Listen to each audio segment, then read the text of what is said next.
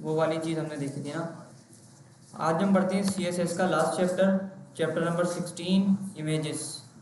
Images वाली चीज़ को हम ऑलरेडी बहुत डिटेल में पढ़ चुके हैं HTML के टाइम पे। इमेज कैसे बनती है पिक्सल के फॉर्मेट में और कैसे इमेज को डाउनलोड करना है। इस चैप्टर में देखते हैं कि क्या पढ़ेंगे। यहाँ पे हम पढ़ेंगे controlling size of images in CSS के अंदर आपने इमेज का साइज़ कैसे कंट्रोल करना है। Aligning images in CSS, images को आपने अलाइन कैसे करना है, लेफ़्ट अलाइन, सेंटर अलाइन। और इसके अलावा एडिंग बैकग्राउंड इमेजेस, आपने बैकग्राउंड कलर और बैकग्राउंड में ग्रेडियंट कलर देखना सीख लिया। अब ये देखते हैं कि बैकग्राउंड में हम लोग इमेजेस कैसे देंगे। Controlling the size and alignment of your images using CSS keeps rules that affect the presentation of your page in the CSS and out of the HTML markup।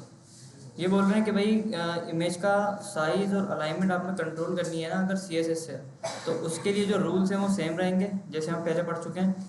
और वो पेज के अंदर आप CSS को कैसे align करते हैं HTML के मार्कअप से, वो भी हम देखेंगे। अच्छा भाई, आगे आते हैं।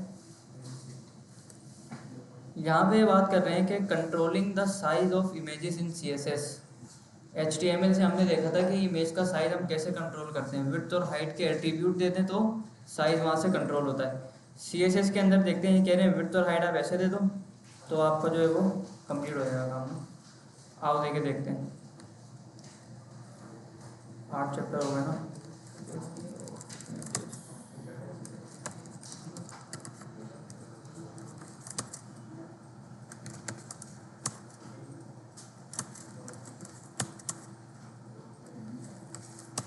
एक इमेज लगाते हैं और इसको देते हैं एक सोर्स,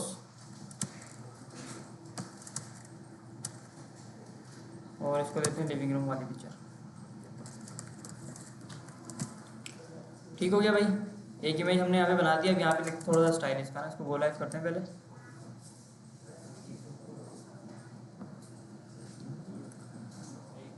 एक पिक्चर यहाँ पे आ गया मेरे पास ना उठ के। अब इसका साइज़ थोड़ा सा हम कंट्रोल कर लेते हैं, छोटा बड़ा कर लेते हैं इधर से आगे। Width 300, height 300। ठीक है, ऐसे भी कंट्रोल हो गया। अब CSS से देखते हैं। मैंने कहा IMG को पकड़ो, विड्थ 500 पिक्सल और हाइट भी इसकी 500 पिक्सल, हाइट 500 पिक्सल। और ये देखो बड़ी हो गई। और बढ़ाते हैं इसका साइज़, 800 पिक्सल करते तो और बड़ी हो जाती है। ठीक है, विड्थ और हाइट हम पहले भी देख चुके हैं कि डिव को कैसे देते हैं, स्पैन को कैसे देते हैं, तो सेम तरह से आपने देनी है। अच्छा, इसके अलावा आप इसको परसेंटेज में भी दे सकते हो। मैंने कहा विड्थ की 100% कर दो और हाइट आप इसकी 800 कर दो, तो 100% इसने विड्थ ले लिया अपने पेरेंट की और हाइट इसने 800 ले ली। इसको EM में भी दे सकते हो, 10 EM, तो ये 10 EM से इसको देते हैं 100 EM, नहीं 50 EM देते हैं, तो ये थोड़ी सी सही होगा। ठीक है, अच्छा आगे देखते हैं क्या बात कर रहे हैं बुक के अंदर। ये आगे ये बोल रहे हैं कि first you need to determine the size of the images that will be use commonly through the site, then give each size a name. ये बोल रहे हैं कि भाई आप क्या करो कि इमेजेस आप लगा दो, और आपको अगर डिफरेंट इमेजेस का डिफरेंट साइज़ देना है तो उनको कोई क्लास दे दो, और क्लास देने के बाद इनको ऐसे पकड़ लो, IMG dot large, dot medium, dot small. तो 3 4 5 पिक्चर भी आपने लगाई है तो उनको आप डिफरेंट स्टाइलिंग दे सकते हो। अच्छा, अलाइनिंग इमेजेस यूजिंग CSS, ये वाली चीज़ थोड़ा सा देखते हैं डिटेल में। देखो इमेज मैंने यहाँ पे लगाई हुई है, यहाँ पे लगाई हुई है, और अगर इसकी ओरिजिनल इमेज देखें तो कुछ ऐसी बनती है। Open image in new tab,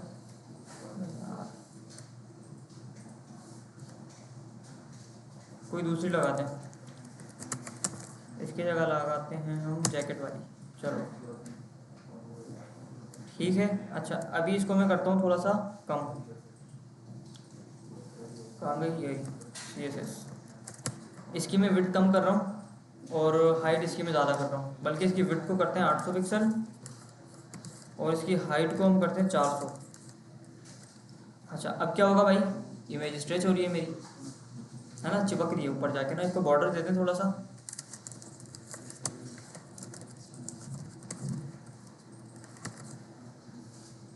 ये मेरी पिक्चर है और ये देखो ये थोड़ी सी स्ट्रेच हो रही है। अब इसको कैसे कंट्रोल करें पहले तो ये देखते हैं। इसके लिए जो आपके लिए प्रॉपर्टी यूज होती है वो होती है ऑब्जेक्ट फिट। आप बोलोगे भाई ऑब्जेक्ट फिट और इसको बोलोगे कंटेन।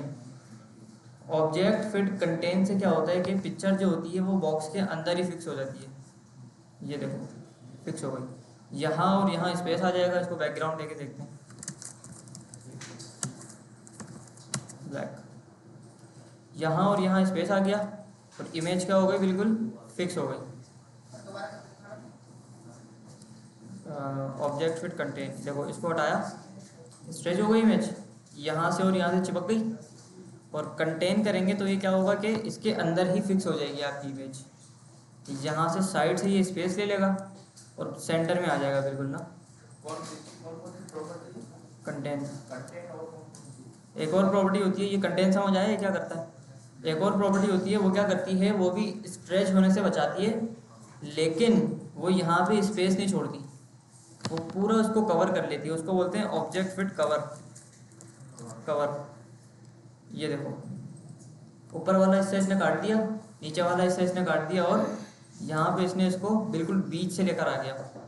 अब सम टाइम्स ऐसा हो सकता है कि मुझे क्या करना है कि पिक्चर बीच में से नहीं दिखानी, मैं चाह रहा हूँ कि टॉप से नज़र आए, पिक्चर मेरी टॉप से नज़र आए ना। तो मैं यहाँ पे आके बोलूँगा भाई ऑब्जेक्ट पोजीशन। ऑब्जेक्ट पोजीशन मैं बोलता हूँ टॉप। इसको मैंने टॉप बोला तो ये ऊपर से दिखाएगा, और बॉटम बोलेंगे तो नीचे से दिखाएगा। बॉटम बोल दिया तो उसने नीचे से दिखा दिया। सेंटर बोलेंगे तो बीच से दिखाएगा, सेंटर सेंटर। लेफ़्ट बोलेंगे तो लेफ़्ट से दिखाएगा, लेफ़्ट। नहीं, कंटेन ये लगा दो पूरी में जाकर। अब मुझे राइट से इसको करना है सही, तो मैं यहाँ पे राइट बोल दूंगा, राइट, तो ये सीधे हाथ में चली जाएगी। ठीक है, तो ऑब्जेक्ट पोजीशन और ऑब्जेक्ट फिट, ये दो प्रॉपर्टीज हमने देख ली। अच्छा, इसका यूज़ कहाँ पे आएगा, जहाँ पे आपने यूज़र से पिक्चर लेनी है और 1 बाय 1 की आपको पिक्चर चाहिए बेसिकली ना। 1 बाय 1 की पिक्चर चाहिए, बिल्कुल चकोर, जैसे प्रोफाइल पिक्चर होती है फेसबुक की वैसी चाहिए, और यूज़र ने डाल दी लंबी वाली, तो उसको आप ऐसे करके दिखा सकते हो। आपने बोला भाई ऑब्जेक्ट फिट कवर कर दो, उसको पिक्चर कवर हो जाएगी 1 बाय 1 के ऊपर, और वो बीच वाला जो पार्ट है आपका वो नज़र आएगा। अब आपको बीच वाला पार्ट दिखाना है, टॉप वाला दिखाना है, राइट वाला, बॉटम वाला, जो आपने दिखाना है वो आप दिखा सकते हैं। ठीक हो गया। अच्छा, ये दो प्रॉपर्टी हमने देख ली जी। क्या कंटेन करोगे तो वो बॉक्स में फिट हो जाएगी, देखो फिट हो गई बॉक्स के अंदर। इसको हटा दे दें, बिल्कुल सेंटर में आ गई, साइड में स्पेस आ जाएगा और पिक्चर बिल्कुल पूरी आ जाएगी। अच्छा भाई आगे आते हैं, centering the images using CSS। ये देखो भाई, पहले इमेज ऐसे सेंटर होती थी, मार्जिन देते थे, डिस्प्ले देते थे और विड्थ और हाइट देते थे, लेकिन हमने फ्लैक्स बॉक्स पढ़ लिया है तो अब उससे ही करेंगे। अच्छा, अब देखते हैं भाई बैकग्राउंड इमेज, कि भाई बैकग्राउंड इमेज क्या होती है। यहाँ पे इन्होंने एक बैकग्राउंड में पिक्चर लगाई हुई है और ये पिक्चर जो है ये टेक्स्ट के पीछे आ रही है, तो ये वाली चीज़ देखते हैं भाई ये कैसे अचीव होती है। मिसाल के तौर पे यहाँ पे मैं बनाता हूँ एक अदर डिव, इसको कमेंट करते हैं और यहाँ पे बनाते हैं डिव डॉट कंटेनर।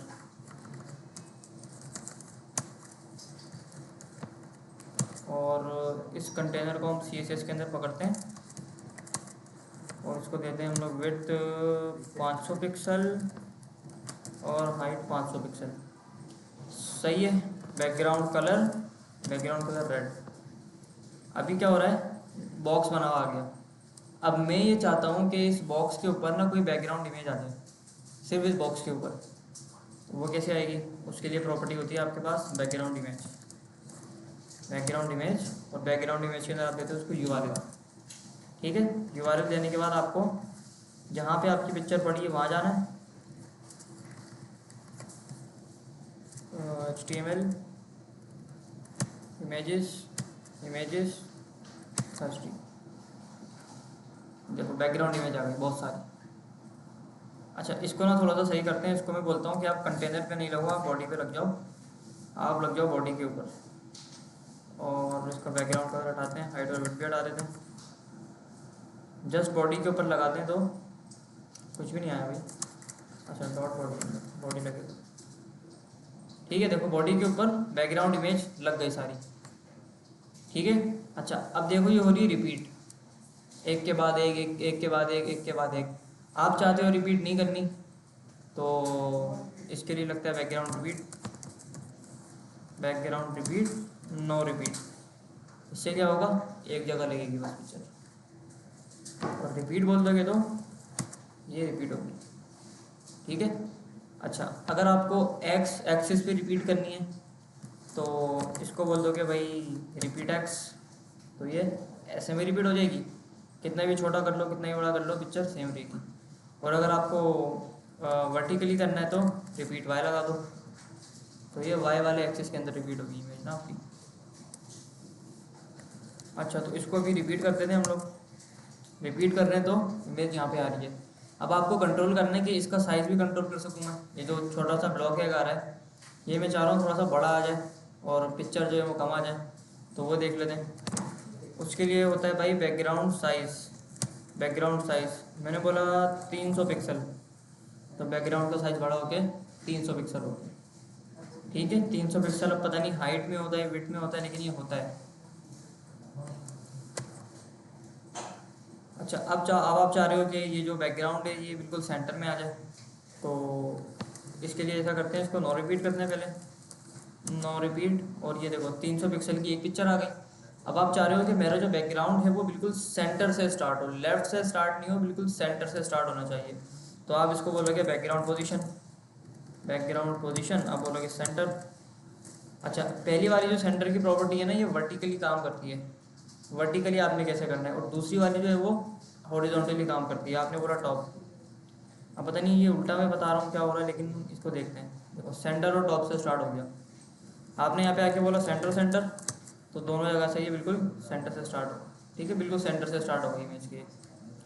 आपने बोला सेंटर बॉटम, तो ये बिल्कुल सेंटर और बॉटम से स्टार्ट हो। ठीक है। अच्छा, इसको रिपीट करते हैं पहले, फिर देखते हैं क्या हो रहा है। रिपीट। ठीक है, ऊपर वाला जो बैकग्राउंड था वो बॉटम से स्टार्ट हो रहा है और बाकी फिर सो ऑन चल रहा है। और इसके बाद अगर मैं बोलूँ कि भाई लेफ्ट से, अच्छा सेंटर से देखो, ये बिल्कुल सेंटर से स्टार्ट हो रहा है, वहाँ से इसकी जगह कट गई, यहाँ से और यहाँ से इसने काट दिया। अब इसको मैं बोलता हूँ लेफ़्ट, तो ये बिल्कुल लेफ्ट से चिपक जाएगा जाके। अब यहाँ से इसने जगह काट दी। अब मैं इसको बोलूँगा राइट, तो ये बिल्कुल राइट से चिपक जाएगा। राइट मैंने बोला RIGHT राइट, तो ये बिल्कुल राइट से चिपक गया। अब ये वाली पोजीशन चेंज करते हैं, इसको बोलते हैं टॉप, तो ये टॉप से आ जाएगा। और इसको बोलते हैं सेंटर, तो बिल्कुल सेंटर से आ जाएगा। अच्छा, इस इमेज के हिसाब से चल रहा है। इस इमेज का सेंटर यहाँ से स्टार्ट हो रही है, यहाँ से ख़त्म हो रही है। इसका सेंटर यहाँ पे पड़ रहा है, इसका सेंटर ना इमेज का, तो इसने यहाँ से बिल्कुल सही स्टार्ट किया। साइज़ आप बढ़ा दो थोड़ा सा। अच्छा, एक और होता है साइज़ के अंदर आपके पास, पिक्सल में नहीं दो आप, इसको दे दो कवर दे दो, तो ये पूरा इसको कवर कर लेगा। सर पूरी की पूरी पिक्चर नहीं आती, बॉडी के कंप्लीट यहाँ से कटेगा लेफ्ट राइट, तो फिर पिक्चर आपको बनाना पड़ेगी। अगर पिक्चर आपकी इतनी पतली है, हाँ साइज़ बनाना पड़ेगा। अच्छा, अब मैं इसको बोलता हूँ कि राइट से आप स्टार्ट हो जाओ, और सेंटर से स्टार्ट हो तो राइट और सेंटर से स्टार्ट हो गया। अब मैं बोलता हूँ राइट और टॉप से स्टार्ट हो, तो ये बिल्कुल टॉप से स्टार्ट होगा। ठीक है भाई, राइट और बॉटम से स्टार्ट हो तो बॉटम से, नीचे से स्टार्ट हो जाएगा बिल्कुल। ठीक है, नीचे वाली जो पिक्चर है वो ऊपर चलेगी। अच्छा, तो ये थोड़ी सी बैकग्राउंड इमेज वाली चीज़ थी, इसको रिपीट बोल देते हैं और इसको सेंटर सेंटर कर देते हैं, सेंटर सेंटर। चलो भाई, और इसको बोलते हैं हम कवर हटा दो इसका, और इसको आप कर दो 600 पिक्सल, 600 300 पिक्सल। चलो भाई, ठीक हो गया। तो ये इमेज के बैकग्राउंड वाली हमने थोड़ी सी चीज़ें देख ली कि बैकग्राउंड में आपको इमेज कैसे लगानी है। अच्छा, सम टाइम्स ऐसा होता है कि कुछ इमेजेस ऐसी होती हैं जो रिपीट होने पे ना बिल्कुल सेम काम करती हैं। जैसे टाइल्स जो लगती हैं, एक के बाद एक टाइल अगर लगती है तो उसके ऊपर ना प्रिंट ऐसा हुआ हुआ होता है कि वो बिल्कुल एक ही लगता है। तो कुछ पिक्चर्स भी ऐसी होती हैं जिनको हम बोलते हैं टाइल इमेज। ये जो पिक्चर इन्होंने यहाँ पे यूज़ करी है ना, इसको बोलते हैं टाइल इमेज। ये जहाँ से स्टार्ट हो रहा है और जहाँ पे ख़त्म हो रहा है ना, ये अगर आपस में मिल गए तो बिल्कुल सही पैटर्न बनाएंगे। ये देखो, यहाँ पे इन्होंने इसको बना के भी दिखाया हुआ है। जैसे ये जो पिक्चर है ना, ये यहाँ पे ख़त्म हो रही है और ये सिर्फ इतनी पिक्चर है। अब इसके बाद जो आगे जो पिक्चर लग रही है ना, यही जो बैकग्राउंड रिपीट हो रहा है, वो बाय डिफ़ॉल्ट रिपीट होके ऐसा पैटर्न एक बना रहा है कि वो पिक्चर आपको बिल्कुल सेम लगे। ये ना लगा के देखते हैं एक, ये मैं पढ़ी हुई थी एक, कहाँ पढ़ी हुई थी ये याद नहीं है। ये पढ़ी हुई थी आपके एलएमएस में पढ़ी हुई थी क्या? हाँ,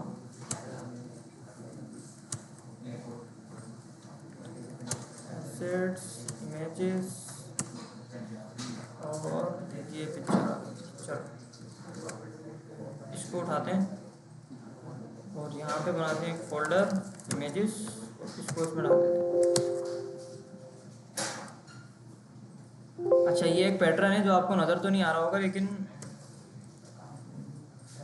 ये दिख रहा है नज़र, पैटर्न आ रहा है नज़र, ये लाइनें लाइनें दिख रही हैं। ये थोड़ा सा ट्रांसपेरेंट सा एक पैटर्न है और ये ना बैकग्राउंड के ऊपर ना बहुत अच्छा एक लुक बनाता है। तो इसको लगा के देखते हैं पहले कि ये कैसे काम करेगा हमारा background pattern. Back back back back back back back, चलो ये पैटर्न लगा के देखते हैं। इसको हटाते हैं,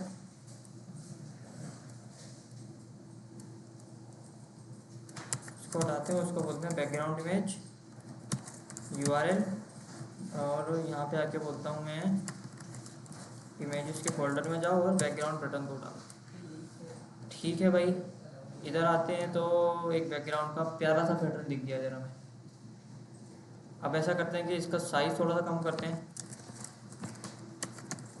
बैकग्राउंड साइज़ 300 पिक्सल। तो 300 पिक्सल के बाद ये बिल्कुल एक जैसा हो गया। इसको थोड़ा सा बड़ा करते हैं ताकि नज़र आए आपको।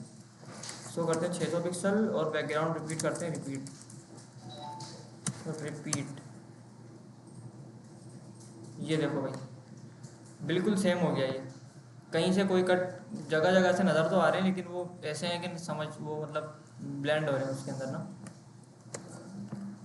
तो ऐसे करके आप कोई बैकग्राउंड दे दो और उसके ऊपर अपना टेक्स्ट आप लिख दो तो अच्छा लगेगा थोड़ा। तो ऐसा पैटर्न वाले बैकग्राउंड भी लोग देते हैं। हमने जो उठाई है ना, वो टाइल इमेज उठाई है। देखो, यहाँ से इमेज कट रही है और ये यहाँ से कट रही है इमेज ना, लेकिन देखने में ऐसा लग रहा है कि सेम इमेज है।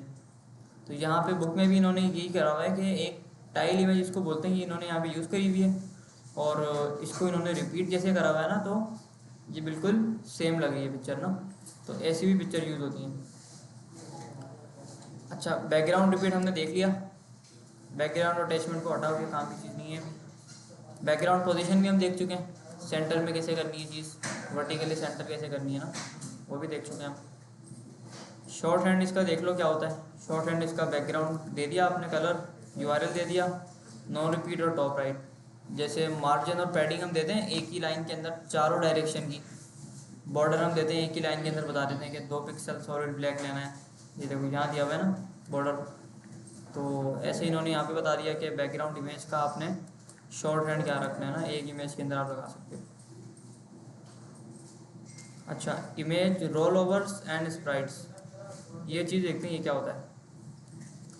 Using CSS it is possible to create a link or button that changes to a second style when a user move their mouse over it, known as roll over।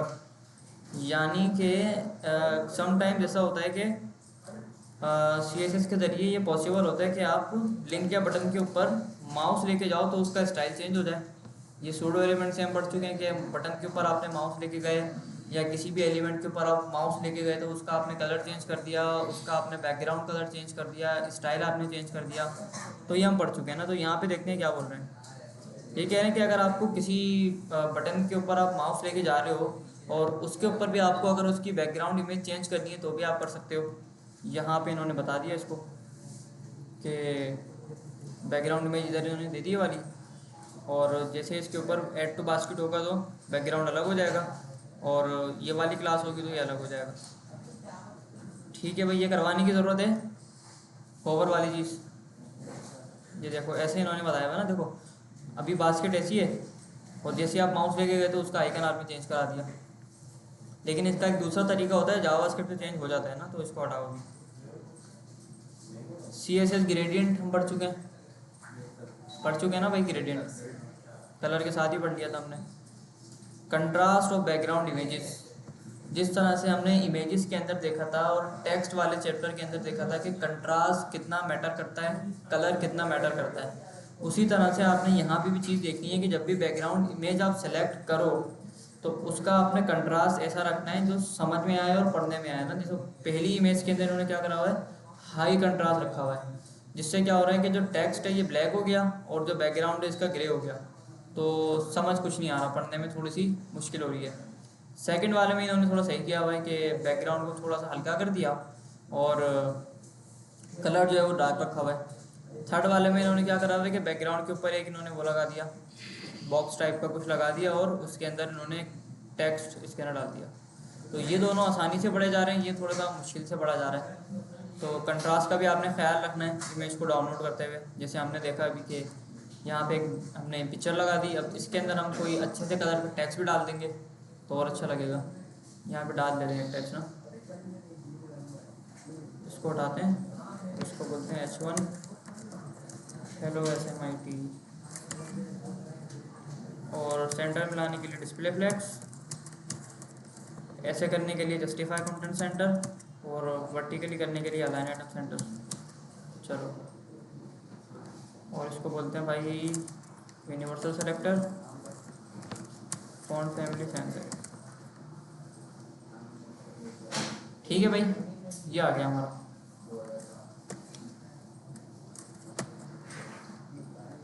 चलो अच्छा भाई, अब आते हैं आगे, क्या बात कर रहे हैं बुक के अंदर ये। बस भाई चैप्टर ख़त्म। तो बैकग्राउंड वाला चैप्टर आपका ना यहीं तक था CSS के अंदर, और यहाँ पे आपकी CSS हो गई है ख़त्म। डिस्प्ले फ्लैग्स दोबारा पढ़ा देंगे। अच्छा समरी पढ़ लेते हैं पहले। You can specify the dimension of the image using CSS. This is very helpful when you use the same size image on the several pages of your site. कि CSS के ज़रिए आप अपनी इमेज की डायमेंशन को भी change कर सकते हो। ठीक हो गया। अच्छा, images can be align both horizontally and vertically using CSS। के इमेज को आप हॉरिजॉन्टली भी अलाइन कर सकते हो और वर्टिकली भी अलाइन कर सकते हो। टॉप पे लेके जानी है, लेफ्ट पे लेके जानी है, कैसे लेके जानी है, तो वो चीज़ आप यहाँ पे कंट्रोल कर सकते हैं। अच्छा, you can use a background image behind the box created by any element on the page. कि किसी भी एलिमेंट के अंदर, अब कोई भी एलिमेंट हो सकता है, वो लिस्ट हो सकती है, वो टेबल हो सकता है, वो एंकर टैग हो सकता है, वो हेडिंग हो सकती है, पैराग्राफ हो सकता है, बॉडी हो सकती है, HTML हो सकता है। जितने एलिमेंट्स होते हैं ना आपके HTML के अंदर, भले से वो इनपुट है, इनपुट बॉक्स है, टेक्स्ट एरिया, बटन, जो भी है, उसके अंदर आप बैकग्राउंड इमेज लगा सकते हो, इसमें कोई रोक टोक नहीं है। Background images can appear just once or be repeated across the background of the box. कि बैकग्राउंड इमेज क्या होती है, एक बार आप लगा दो या उसको रिपीट करा दो। अच्छा, you can create image roll over effect by moving the background position of an image. कि आप क्या कर सकते हो कि किसी भी माउस को अगर आप बटन के ऊपर लेके जाते हो तो उसके अंदर आप इमेज चेंज कर सकते हो ना सूडो एलिमेंट के जरिए। अच्छा, to reduce the number of images your browser has to load you can create image sprites. ये बोल रहे हैं कि भाई to reduce the number of images your browser has to load. अच्छा, यहाँ पे बात कर रहे हैं कि अगर आपने यहाँ पे सेम इमेज लगानी है, ये वाली इमेज आपने अगर लगानी है इधर, और आपने एक जगह नहीं लगानी है, आपने 10 जगह लगानी है, तो आपने एक बार इसको डाउनलोड करना है, बस 10 बार डाउनलोड नहीं करना, ताकि आपका जो ब्राउज़र है वो उसको पहले लोड कर ले और आपकी वेबसाइट के ऊपर ज़्यादा लोड नहीं आए। अच्छा जी, तो यहाँ पे हमारा हो गया चैप्टर नंबर 16 इमेज वाला चैप्टर ख़त्म। यहाँ पे किसी का कोई सवाल है इमेज से रिलेटेड, बैकग्राउंड